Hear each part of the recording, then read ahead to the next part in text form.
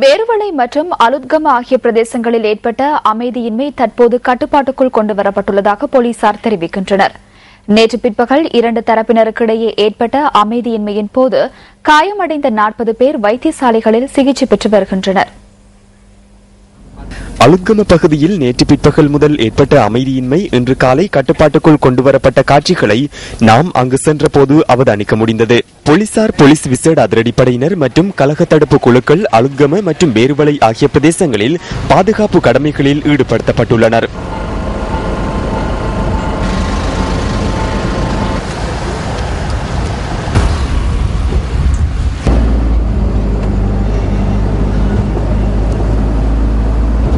இரண்டு தரப்பினருக்கு இடையே ஏற்பட்ட அமைதியின்மையின் போது காயமடைந்த 34 பேர் களுத்துறை வைத்தியசாலையில் சிகிச்சை பெற்று வருவதாக வைத்தியசாலையின் பணிப்பாளர் டாக்டர் பிரதீப் விஜயதுங்க கூறினார்.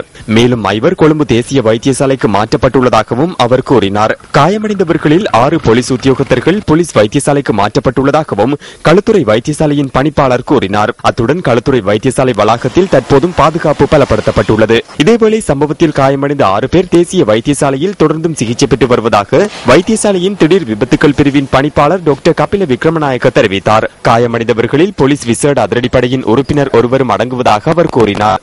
அலுத்கம மற்றும் பேருவளை பிரதேசங்களில் ஏற்பட்ட சம்பவங்கள் தொடர்பில் பிரதமர் உள்ளிட்ட அமைச்சர்கள் இன்று முற்பகல் களுத்துறை மாவட்ட செயலகத்தில் விசேட கலந்துரையாடல் ஒன்றில் ஈடுபட்டனர்.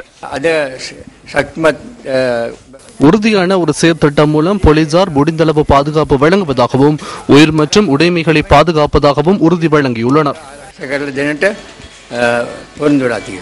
இதேவேளை இன்று முற்பகல் அமைச்சர்களான குமார வெல்கம மற்றும் மேவின் சில்வா ஆகியோர் அலுத்கம நாகந்தலகுட பிரதேசத்திற்கு சென்று நிலைமைகளை ஆராய்ந்தனர்.